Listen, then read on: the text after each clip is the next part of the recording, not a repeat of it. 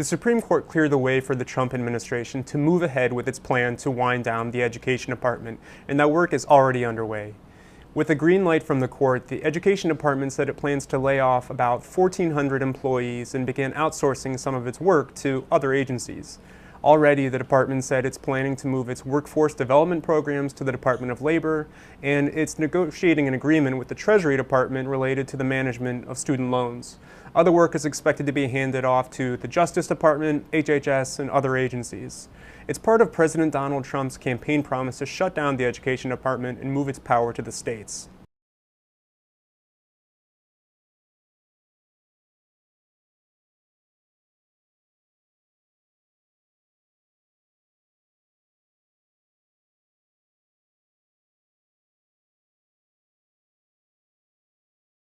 Some education advocates worry it will lead to disruptions and ultimately fewer services for students across the country.